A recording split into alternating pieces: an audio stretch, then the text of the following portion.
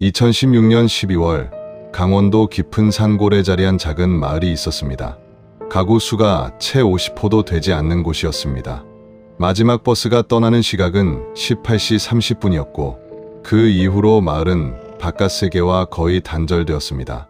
이야기를 시작하기 전에 잠깐만요. 구독과 좋아요는 잊혀진 이름을 기억하게 하는 작은 불빛이 됩니다. 이야기가 끝난 후 사건에 대한 여러분들의 생각을 댓글로 남겨주세요. 사라진 진실을 조용히 기록하는 곳. 그날 남겨진 기록입니다. 도시의 시간과는 전혀 다른 속도로 흘러가는 곳이었습니다.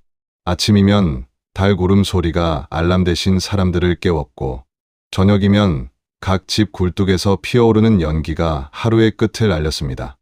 마을 어귀에 있는 느티나무 아래 벤치에서는 날이 좋을 때마다 어르신들이 모여 앉아 이야기를 나누었습니다. 겨울이면 눈이 쌓여 마을 전체가 하얗게 덮였고, 주민들은 서로의 집 앞 눈을 같이 치우며 안부를 주고받곤 했습니다. 봄이 오면 마을 뒤편 산기슭에 진달래가 피었고, 가을이면 감나무에 주렁주렁 열린 감을 이웃과 나누어 먹었습니다. 해가 일찍 지는 겨울에는 17시만 넘으면 마을 길에 인적이 끊겼고, 집집마다 일찍 불을 끄고 이불 속으로 들어가는 것이 일상이었습니다. 이곳에서는 밤이 되어도 대문을 잠그지 않는 집이 대부분이었습니다. 잠글 이유가 없었기 때문입니다. 서로의 얼굴을 모르는 사람이 없었고, 누구네 집 개가 아프다는 소식도 하루면 마을 전체에 퍼졌습니다. 외지인이 마을 입구에 차를 세우기만 해도 몇 시간 안에 모든 집이 알게 되는 그런 곳이었습니다. 누구 집에 누가 왔는지, 어느 집 불이 늦게 꺼졌는지도 금세 소문이 퍼졌고, 급한 살림거리가 필요하면 대문 밖에서 한마디만 해도 이웃이 바로 내어주던 곳이었습니다. 경로당에서는 평일 오후마다 어르신들이 모여 화투를 치거나 텔레비전을 보았고, 주말이면 마을 회관이나 교회에서 주민들이 자연스럽게 모여 한 주간의 이야기를 나누곤 했습니다. 여름이면 마을 앞 하천에서 아이들이 물놀이를 했고, 사건사고라고는 가끔 산에서 멧돼지가 내려오는 정도가 전부였습니다. 범죄라는 단어는 이 마을과 어울리지 않았습니다. 주민들 사이에서 가장 큰 분쟁이라 해봐야 밭 경계를 둘러싼 말다툼이나 마을 공동수도 사용 순서를 두고 벌어지는 가벼운 실랑이 정도였습니다. 그마저도 막걸리 한 잔이면 금세 풀어지곤 했습니다. 관할 파출소 경찰관이 마을을 찾는 일도 드문 편이었습니다. 조용하고 느리고 안전한 곳. 주민들은 이 마을을 그렇게 믿고 있었고, 수십 년간 그 믿음이 깨진 적은 한 번도 없었습니다. 그래서 누구도 그런 일이 이곳에서 벌어질 것이라고는 생각하지 못했습니다. 하지만 그 평온함은 2016년 12월에 어느 밤 단 한 번으로 완전히 무너지게 됩니다.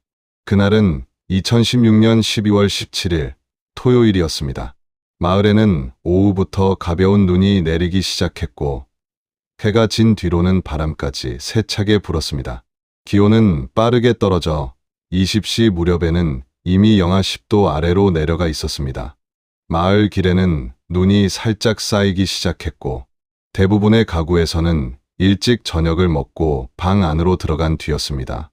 21시 10분경 마을 청년회장을 맡고 있던 박준영 씨의 휴대전화가 울렸습니다. 준영 씨는 아내, 두 아이와 함께 저녁을 먹고 거실에서 쉬고 있던 참이었습니다. 발신자는 같은 마을에 사는 이웃 주민 최성훈 씨였습니다. 성훈 씨의 목소리는 평소와 달랐습니다. 떨리는 듯하면서도 어딘가 지쳐있는 느낌이었다고. 이후 준영 씨의 아내는 경찰에 이렇게 진술했습니다. 남편이 전화를 받으며 표정이 굳어지는 것을 보았고, 통화 내용의 일부를 옆에서 들을 수 있었다고 했습니다. 남편은 한동안 말없이 듣기만 하다가 짧게 알았어, 갈게라고 대답했다고 합니다. 형, 잠깐만 와줄 수 있어요? 집사람이랑 좀 심하게 싸웠어요. 준영 씨에게 이런 부탁은 처음이 아니었습니다. 성훈 씨의 집에서 부부간 다툼이 벌어질 때마다 중재를 부탁받곤 했습니다. 지난 1년 사이에만 서너 차례 그 집을 찾아가 상황을 수습한 적이 있었습니다.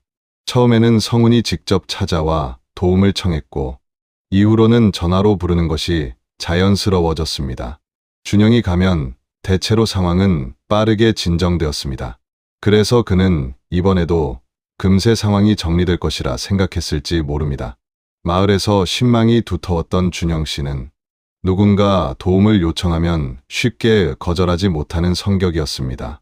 어르신들의 병원 동행을 도맡았고, 마을에 경조사가 있으면 가장 먼저 달려와 일손을 보태는 사람이었습니다. 그래서 마을 사람들은 그를 청년회장으로 추대한 것이기도 했습니다. 그날 밤도 그는 잠시 망설였습니다. 아내는 이 시간에 꼭 가야 해? 내일 가면 안 돼? 라고 물었다고 합니다. 준영 씨는 잠깐 생각하더니 지금 상황이 안 좋은 것 같아.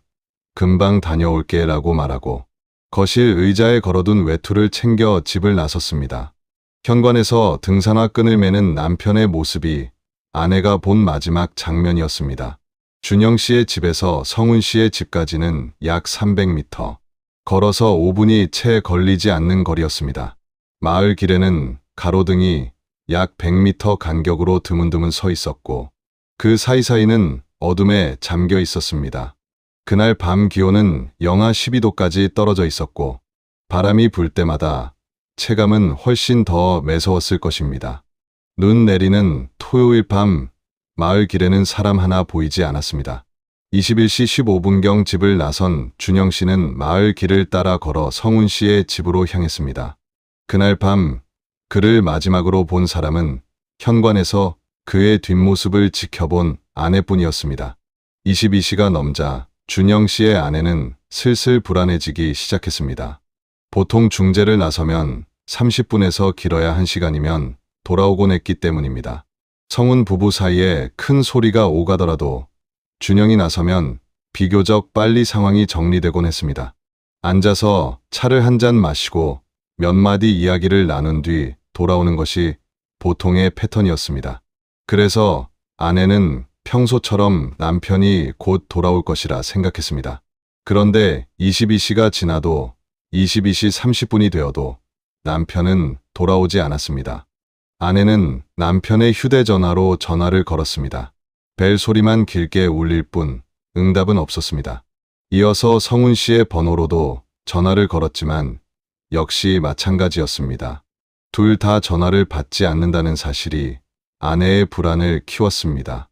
남편과 성훈의 번호로 번갈아 가며 여러 차례 전화를 걸었지만 단 한 번도 연결되지 않았습니다. 처음에는 벨 소리가 울리다 끊어졌고 나중에는 곧바로 음성사서함으로 넘어가기 시작했습니다. 전화기가 꺼졌거나 전파가 닿지 않는 곳에 있다는 뜻이었습니다. 직접 성훈 씨의 집까지 가볼까 여러 차례 생각했습니다. 하지만 한겨울 깊은 밤, 어린아이 둘만 두고 나갈 수는 없었습니다. 이장에게 전화를 걸까 고민했지만 이 정도 일로 한밤중에 사람을 깨우는 것 같아 망설여졌습니다. 결국 그녀는 뜬 눈으로 밤을 지새웠습니다. 현관 앞에 앉아 남편의 발소리를 기다리며 휴대전화 화면만 계속 들여다보며 끝내 오지 않는 새벽을 맞았습니다. 다음 날인 12월 18일 일요일 아침, 준영 씨는 돌아오지 않았습니다. 아내는 새벽 6시가 되자마자 아이들을 깨우지 않고 조용히 집을 나섰습니다. 성훈 씨의 집까지 걸어갔지만 대문은 굳게 잠겨 있었고 아무리 불러도 대답이 없었습니다. 담 너머로 마당을 들여다보려 했지만 담이 높아 제대로 볼 수 없었습니다. 집 안에서는 불빛도 보이지 않았습니다. 대문 앞에서 한참을 서 있다가 결국 발길을 돌렸습니다. 그녀는 불안한 마음을 안고 다시 집으로 돌아와 이웃 주민들에게 연락을 시작했습니다. 하지만 이른 아침이라 전화를 받지 않는 사람도 있었습니다. 이야기를 들은 이웃들 역시 이상하다고는 했지만 큰일이라고 단정하기보다는 조금 더 기다려보자고 말하는 쪽이 많았습니다. 혹시 급한 일이 생겨 면 소재지 쪽으로 간 것은 아닌지, 아니면 성훈 집에서 늦게까지 이야기하다 그냥 거기서 잔 것은 아닌지, 사람들은 그런 가능성을 먼저 떠올렸습니다. 그리고 같은 시각, 성훈 역시 흔적을 감추고 있었습니다. 일요일이었기에 곧바로 부재가 인지되지는 않았습니다. 성훈이 일하던 인근 공장에서 그의 부재를 처음 인지한 것은 월요일인 12월 19일 아침이었습니다. 1년 내내 결근 한 번 없이 성실하게 출근하던 사람이 아무 연락 없이 나타나지 않은 것은 전례가 없는 일이었습니다. 공장 반장은 10년 넘게 같이 일했는데 무단 결근은 단 한 번도 없었다. 몸이 아파도 나오는 사람이었다고 나중에 진술했습니다. 동료들 사이에서도 불안한 기류가 돌았습니다. 혹시 주말 사이에 사고라도 난 것이 아닌지 서로 얼굴을 보며 걱정을 나누었다고 합니다. 동료가 성훈 씨의 휴대전화로 연락을 시도했지만 전원이 꺼져 있었습니다. 이상함을 느낀 동료는 성훈 씨의 형에게 연락을 취했고 형은 타지에 살고 있어 직접 확인이 어려웠기에 마을 이장에게 확인을 부탁했습니다. 이장은 직접 성훈의 집을 찾아갔습니다. 대문은 굳게 잠겨 있었고 아무리 불러도 응답이 없었습니다. 담 너머로 마당을 들여다보려 했지만 각도상 내부를 제대로 확인할 수 없었습니다.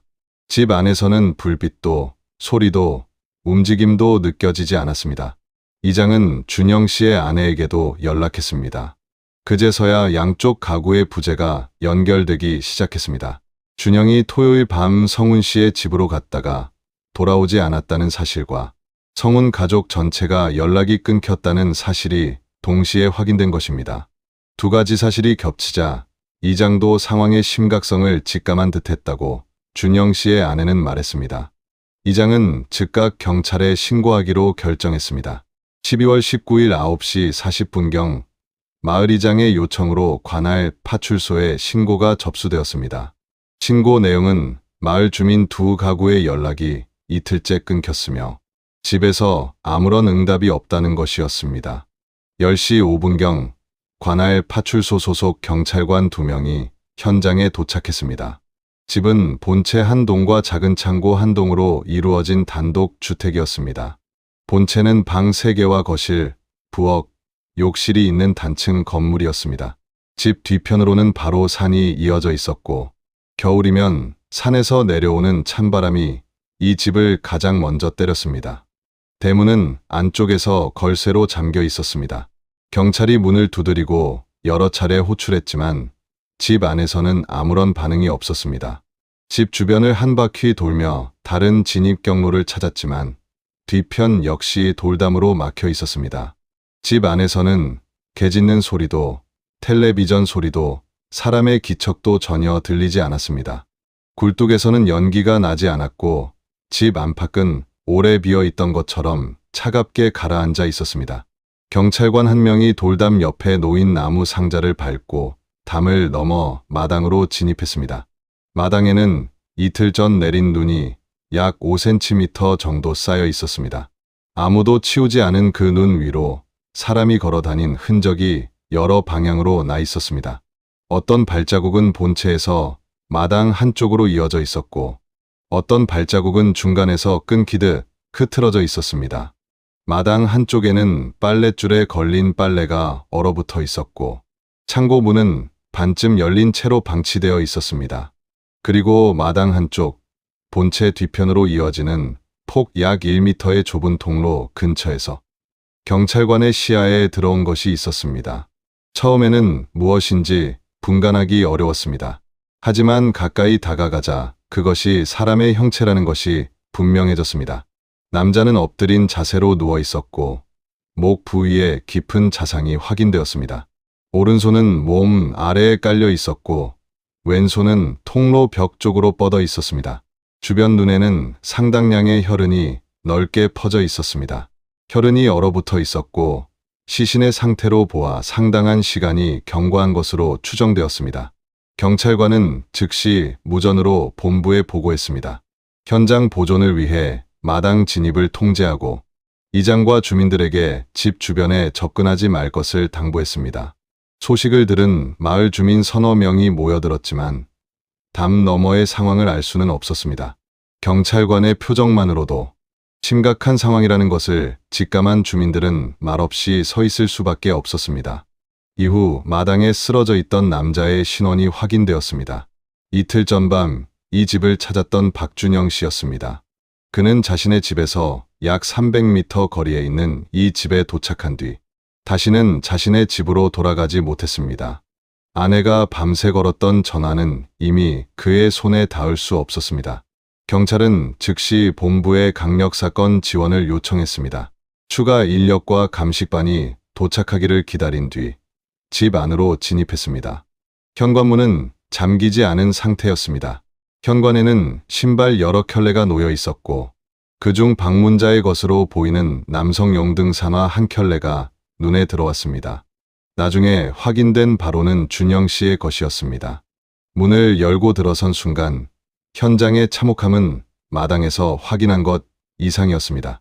거실에서 가장 먼저 눈에 들어온 것은 바닥에 넓게 퍼진 혈흔이었습니다. 거실 중앙 부근에서 성운의 아내 한수진 씨가 발견되었습니다. 그녀는 여러 차례 흉기에 찔린 채 숨져 있었고 양손과 팔에는 저항의 흔적으로 보이는 상처가 남아 있었습니다. 거실에는 격렬한 몸싸움이 있었음을 보여주는 흔적들이 곳곳에 남아 있었습니다. 식탁 의자가 넘어져 있었고 벽과 바닥에는 혈흔이 광범위하게 퍼져 있었습니다. TV 받침대가 밀려나 있었고 그 주변으로 깨진 유리 조각들이 흩어져 있었습니다. 안쪽 방에서는 성운의 어머니 김정순 씨가 발견되었습니다. 그녀 역시 흉기에 찔려 숨진 상태였습니다. 이불 위에서 발견된 점, 그리고 잠옷 차림이었던 점으로 보아 잠들어 있던 중에 변을 당한 것으로 추정되었습니다. 방어는 거의 확인되지 않았습니다. 상황을 인지하기 전에 공격을 받았을 가능성이 높다고 수사팀은 판단했습니다. 방 안에는 별다른 격투 흔적이 없었으며 이불과 베개의 위치도 크게 흐트러지지 않은 상태였습니다. 그리고 가장 안쪽의 작은 방에서 성운의 아들 최민재 군이 발견되었습니다. 초등학교 1학년이었던 아이 역시 흉기에 의해 숨진 상태였습니다. 이불을 덮고 누워있던 자세 그대로 발견되었습니다. 방 한쪽에는 아이의 학교 가방과 장난감이 놓여 있었습니다. 마당의 준영 씨까지 포함하여 이 집에서 발견된 사망자는 총 4명이었습니다. 한 지붕 아래 살던 가족 3명과 이웃의 부탁에 응해 찾아온 한 사람. 감식반은 사망자들의 위치와 현장 흔적을 하나씩 기록하며 집 안을 정밀하게 살폈습니다. 수사관들은 범행의 순서를 추정하기 시작했습니다. 혈흔 분포와 사망자들의 위치, 상처의 양상을 종합한 결과 가장 먼저 공격을 받은 사람은 아내 한수진 씨였을 가능성이 제기되었습니다. 거실에서의 격투 흔적이 가장 광범위했고 방어운도 가장 많았기 때문입니다. 다만 정확한 시간 순서는 확정할 수 없었습니다. 수사관들은 현장을 면밀히 조사했습니다. 모든 창문은 안쪽에서 잠금 장치가 채워져 있었고 대문 역시 안쪽에서 걸쇠가 걸려 있었습니다. 담장을 넘어 침입한 흔적도 외부에서 강제로 진입한 흔적도 발견되지 않았습니다. 마당에 남아있던 발자국은 제한적이었고 외부인의 출입을 시사하는 추가 흔적은 뚜렷하지 않았습니다. 현장 정황은 외부 침입보다 이 집 안에 있던 사람에 의해 시작된 사건일 가능성에 무게를 싣고 있었습니다. 4명의 사망자가 발견된 그 집에서 단 한 사람만이 보이지 않았습니다. 집주인 최성운이었습니다. 수사팀은 현장에서 수거한 물증들을 정밀하게 분석했습니다.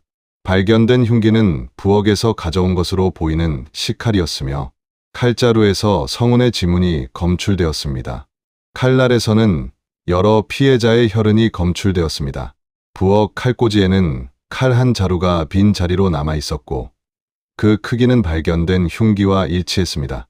거실 바닥에는 성운의 것으로 추정되는 혈흔 묻은 실내화 한 켤레가 놓여 있었습니다. 실내화와 바닥의 혈흔 분포는 그가 집 안과 마당을 오갔을 가능성을 시사했습니다. 욕실에서는 세면대와 욕조에 물을 사용한 흔적이 남아 있었고 바닥에 옷을 벗은 흔적이 발견되었습니다. 세탁기 안에는 핏자국이 묻은 옷가지가 들어 있었습니다. 상의와 하의 모두 광범위하게 혈흔에 젖어 있는 상태였습니다. 세탁기는 작동되지 않은 채 옷이 넣어져만 있었습니다. 세탁을 하려 했으나 중간에 그만둔 것인지 아니면 단지 벗어놓은 것인지는 알 수 없었습니다. 현관 옆 신발장을 확인한 결과 성훈이 평소 신던 검은색 등산화가 사라져 있었습니다. 그가 자주 입던 검은색 패딩 점퍼 역시 보이지 않았습니다. 그의 휴대전화도 현장 어디에서도 발견되지 않았습니다. 지갑과 신분증, 차 열쇠 역시 마찬가지였습니다. 다만 차량은 집 앞 공터에 그대로 주차되어 있었습니다. 차를 타고 떠난 것은 아니었습니다. 수사팀은 이 정황들을 종합해 성훈이 범행 뒤 혈흔이 묻은 옷을 벗어 세탁기에 넣은 것으로 보았습니다. 이후 몸을 씻거나 옷을 갈아입은 뒤 집을 나섰을 가능성에 무게를 두었습니다. 대문이 안쪽에서 잠겨 있었던 점에 대해서는 성인 남성이 넘는 것이 충분히 가능했다는 점이 확인되었습니다. 실제로 담장 뒤쪽 상기습 방향의 눈 위에서 사람이 착지한 것으로 보이는 압착 흔적이 발견되었으며 그 지점에서 산 방향으로 이어지는 발자국이 확인되었습니다. 성훈의 휴대전화 기지국 기록을 추적한 결과 12월 17일 22시경을 마지막으로 신호가 끊겨 있었습니다. 마지막 기지국 접속 위치는 마을 인근이었으며 이후로는 어떤 통신 기록도 남아있지 않았습니다. 준영이 집을 나선 21시 15분으로부터 채 1시간이 되지 않는 시간이었습니다. 그 사이에 무슨 일이 있었는지를 추정하는 것이 수사의 핵심이었지만 목격자가 존재하지 않았습니다. 전화기의 전원을 의도적으로 끈 것인지, 전파가 잡히지 않는 산속 깊은 곳으로 이동한 것인지 두 가지 가능성이 모두 고려되었습니다. 성훈의 은행 계좌 역시 조회되었습니다. 12월 17일 이후 어떤 입출금 내역도 없었습니다. 신용카드 사용 기록도 마찬가지였습니다. 돈을 인출하거나 물건을 구입한 흔적이 전혀 없다는 것은 그가 장기적인 도주를 계획한 것이 아님을 시사했습니다. 미리 현금을 준비해 두었을 가능성도 완전히 배제할 수는 없었지만 주변 진술에서 그런 정황은 확인되지 않았습니다. 경찰은 성훈을 유력한 용의자로 보고 소재 파악에 나섰습니다. 인근 도로에 설치된 CCTV를 확인했지만 마을에서 가장 가까운 CCTV까지의 거리가 약 3km였고 해당 시간대에 촬영된 영상에서 성훈의 모습은 확인되지 않았습니다. 인근 마을과 읍내의 방범 카메라, 주유소 CCTV까지 점검했지만 역시 성훈은 포착되지 않았습니다. 그는 도로 대신 산길 쪽으로 이동했을 가능성도 제기됐습니다. 사건의 주요 정황은 모두 성훈을 향하고 있었습니다. 흉기에서 나온 지문, 혈흔이 묻은 의복, 집을 빠져나간 흔적까지. 그러나 정작 그의 행방은 오리무중이었습니다. 수사가 진행되면서 최성훈이라는 사람의 이면이 하나씩 드러나기 시작했습니다. 겉으로 보기에 그는 성실한 가장이었습니다. 공장에서 맡은 일은 빠짐없이 해냈고 마을 행사에도 꾸준히 참석했습니다. 술을 즐기지도 않았고 밖에서 문제를 일으킨 적도 없었습니다. 하지만 그의 집 안에서 벌어지고 있던 일은 전혀 달랐습니다. 마을 주민들의 진술을 통해 성훈이 아내에 대해 병적일 만큼의 의심과 집착을 보여왔다는 사실이 하나둘 확인되기 시작했습니다. 아내 한수진은 마을에서 약 4km 떨어진 면소재지의 작은 식당에서 파트타임으로 일하고 있었습니다. 생활비를 보태기 위해 시작한 일이었습니다. 식당 일이 끝나면 곧바로 귀가했고 마을 사람들 사이에서도 수진 씨는 성실하고 조용한 여성으로 알려져 있었습니다. 성훈은 처음에는 아내의 일을 반대하지 않았지만 시간이 지나면서 아내가 바깥에서 일하는 것 자체를 점점 불안해하기 시작했습니다. 식당 주인은 경찰 조사에서 이렇게 진술했습니다. 수진 씨가 전화를 안 받으면 성훈 씨가 10분도 안 돼서 식당에 찾아왔어요. 처음에는 아내가 걱정되어서 그러는 건가 했는데 나중에 보니 그게 아니었어요. 손님 중에 남자가 있으면 그 사람이 누구인지 뭘 주문했는지까지 물었다고 하더라고요. 수진 씨가 손님한테 반찬 하나 더 갖다 주면 그것도 문제가 됐대요. 누구랑 얘기했는지, 몇 시에 일이 끝났는지, 집에 오는데 왜 30분이 아니라 40분이 걸렸는지 하나하나 다 캐물었다고 합니다. 이웃 주민 역시 비슷한 증언을 했습니다. 수진 씨가 가끔 눈이 부은 채로 밖에 나올 때가 있었어요. 물어보면 괜찮다고만 하고 이야기를 피했어요.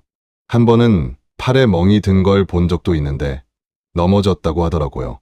나중에 다른 주민한테 들었는데 남편이 외출할 때마다 어디 갔다 왔는지, 누구를 만났는지 일일이 확인했대요.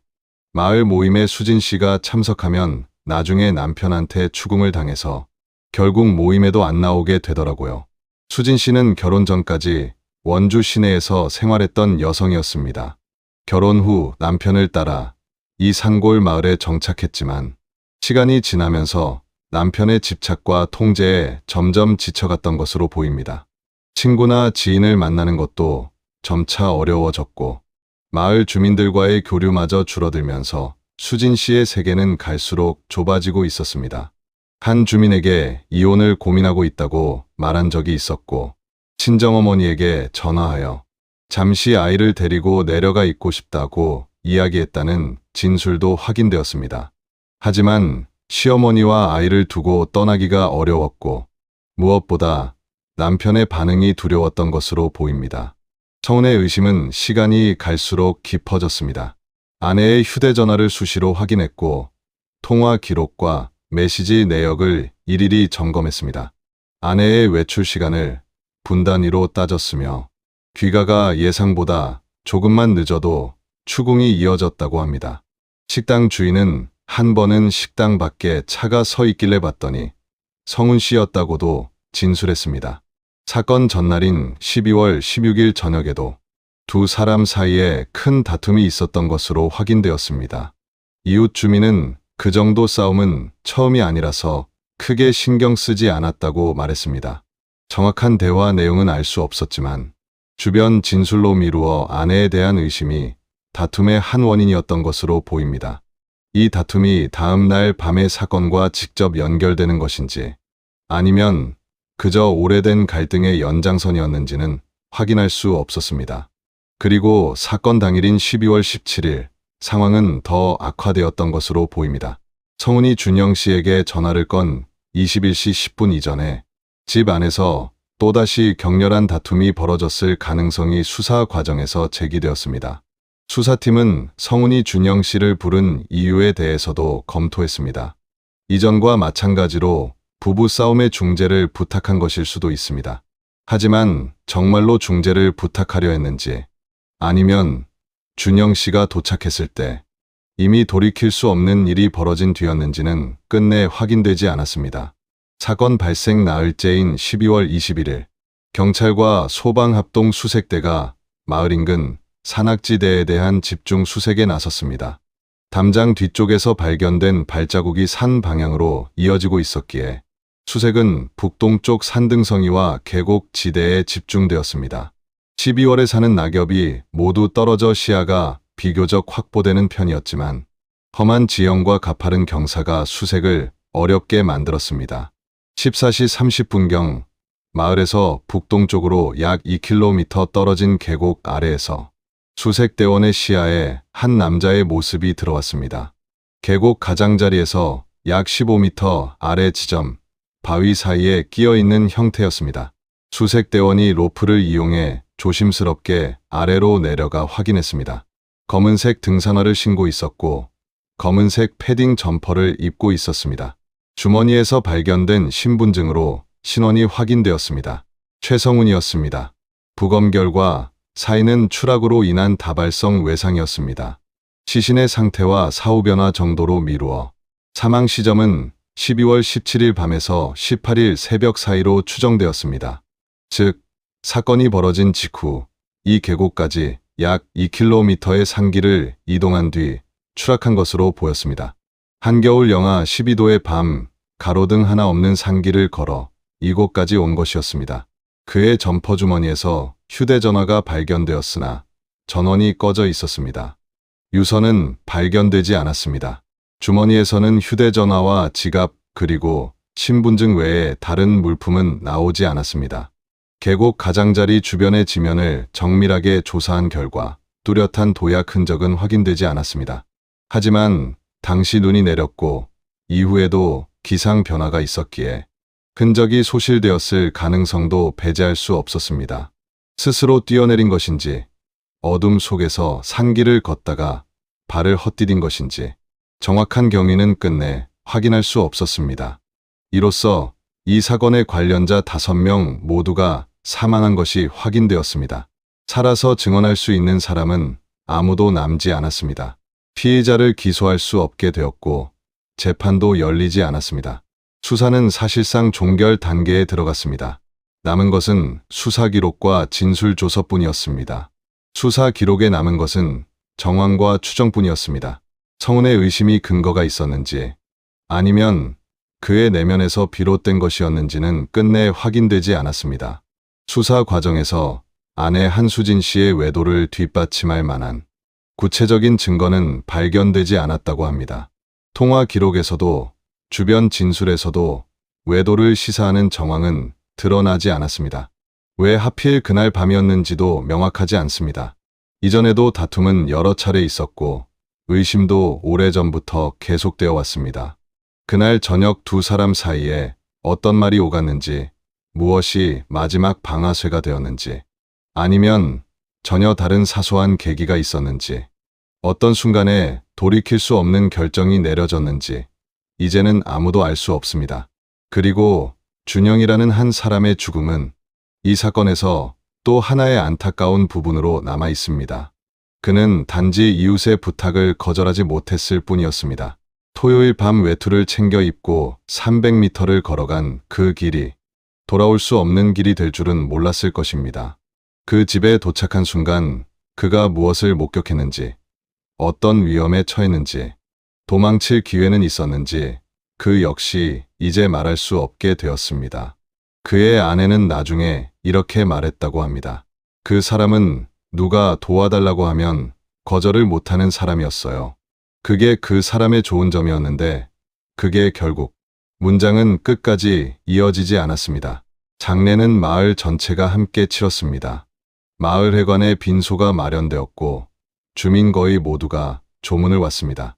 청년회장의 자리는 한동안 공석으로 남았습니다. 아무도 그 자리를 맡으려 하지 않았습니다. 사건 이후 마을은 달라졌습니다. 밤이 되면 대문을 잠그는 집이 늘었습니다. 수십 년간 한 번도 빗장을 걸지 않았다는 어르신들조차 이제는 해가 지면 문을 잠갔습니다.